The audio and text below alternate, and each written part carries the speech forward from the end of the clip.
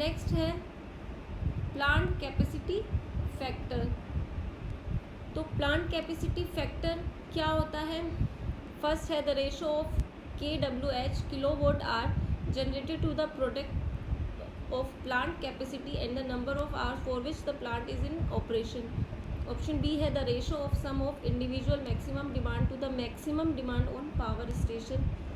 Option third C है the ratio of the actual energy produce to the maximum possible energy, and option D is the ratio of maximum demand on the power station to the connected load। तो क्या answer सही होना चाहिए? Plant capacity factor हमने देखा था, option C is correct, the ratio of actual energy produce to the maximum possible energy. हमने बात की थी इसकी कि प्लांट कैपेसिटी फैक्टर किस किस का रेशो है? जो एक्चुअल एनर्जी प्रोड्यूस हुई है और जो मैक्सिमम पॉसिबल एनर्जी हम प्रोड्यूस कर सकते थे, उन दोनों के बीच का जो रेशो है वो क्या होता है? Plant capacity factor. मतलब ये एक तरह से प्लांट की कैपेसिटी बताता है कि एक्चुअली में इतना प्रोडक्शन हुआ है पर मैक्सिमम इतना पॉसिबल था। नेक्स्ट है capacity factor will be very low when the power plant. तो फर्स्ट है is operated as base load plant, B है is operated for supplying base load as well as the peak loads, C है is operated in emergency only, and D है is under maintenance। तो capacity factor will be very low when the power plant। तो capacity जो factor है वो बहुत कम कब हो सकता है? जब सिर्फ और सिर्फ ऐसा कब हो सकता है कि जब ये इमरजेंसी कंडीशंस में ऑपरेट करे। जनरली ऐसा नहीं होगा बहुत लो, पर वेरी लो कब हो सकता है? जब इमरजेंसी कंडीशन में ऑपरेट करे। नेक्स्ट है third, A thermal generating station has installed capacity of 15 megawatt and supplies A daily load of 10 megawatts for 12 hours and the 5 megawatt for remaining 12 hours. The plant capacity factor for this station is. तो ये numerical है, इसको हम solve करेंगे। सबसे पहले plant capacity factor हमसे पूछा है, तो प्लांट कैपेसिटी फैक्टर क्या होता है? अभी हमने देखा था कि प्लांट कैपेसिटी फैक्टर क्या होता है? Actual energy produced upon maximum possible energy. तो एक्चुअली में हमारी एनर्जी कितनी प्रोड्यूस हुई है? एनर्जी हमारी क्या होती है? Load into hours. तो हमारे यहाँ लोड क्या है? इंस्टॉल्ड कैपेसिटी कितनी है हमारी? 15 मेगावाट,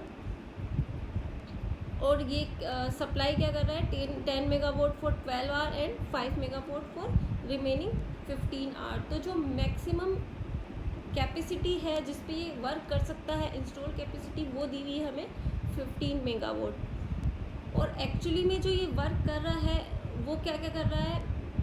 12 घंटों के लिए 10 मेगावाट और रिमेनिंग जो बचे हुए 12 घंटे हैं उनके लिए 5 मेगावाट। तो इससे हम एनर्जी निकाल सकते हैं, एक्चुअल एनर्जी। तो एक्चुअल एनर्जी कैसे निकालेंगे हम? 10 megawatt into 12 hours plus 5 megawatt into 12 hours. तो 10 इंटू 12 कितना हुआ? 120 प्लस 5 इंटू 12 कितना हुआ? 60। तो 120 प्लस 60 इक्वल्स टू 180। तो 180 हमारा क्या है यहाँ? एक्चुअल एनर्जी जो हमारी यहाँ प्रोड्यूस हुई है प्लांट से। और जो मैक्सिमम इसकी इंस्टॉल्ड कैपेसिटी है उसकी अगर हम बात करें तो वो कितनी होगी? 15 मेगावाट इंटू 24 आवर्स, क्योंकि इसकी जो मैक्सिमम कैपेसिटी है, इंस्टॉल्ड कैपेसिटी, वो है 15 मेगावाट। और ये एक पूरे दिन के लिए काम करेगा, तो पूरे दिन में, एक दिन में कितने आवर्स होते हैं? 24। तो 15 इंटू 24 इक्वल्स टू 360। तो प्लांट कैपेसिटी फैक्टर क्या होता है? Actual upon maximum. तो एक्चुअल यहाँ पे क्या है? 180 अपॉन मैक्सिमम। अगर हम बात कर रहे हैं तो 15 मेगावाट के हिसाब से मैक्सिमम कैपेसिटी इसकी है, एनर्जी कितनी है? 360। तो 180 अपॉन 360 क्या दे रहा है हमें? 0.5। तो option D 0.5 is correct. Next है the power station. In a power station, the cost of generation of power reduced most effectively when first पूछा है कि जो कॉस्ट है जनरेशन की वो कब रिड्यूस हो जाती है, तो जो जनरेशन की जो कॉस्ट है उसको हम रिड्यूस करना चाहते हैं, तो वो कॉस्ट है पर यूनिट वो कब रिड्यूस होती है। फर्स्ट ऑप्शन है डाइवर्सिटी फैक्टर अलोन इंक्रीजेज, अगर डाइवर्सिटी फैक्टर केवल अकेला इंक्रीज करे। बी है both diversity and load factor increases, दोनों डाइवर्सिटी फैक्टर और लोड इंक्रीज करें। सी है ओनली लोड फैक्टर इंक्रीज, केवल लोड फैक्टर ही वृद्धि करे। डी है both diversity and load factor decreases, कि दोनों डिक्रीज करें। तो क्या ऑप्शन होगा इसमें correct? Both diversity factor and load factor increases, option B is correct. क्यों? क्योंकि हमने देखा है कि डाइवर्सिटी फैक्टर ग्रेटर देन 1 होता है तो it's good for the system and also same for the load factor. अगर लोड फैक्टर ग्रेटर देन 1 है तो ये सिस्टम के लिए अच्छा है, इससे जनरेशन की जो कॉस्ट है वो रिड्यूस होती है।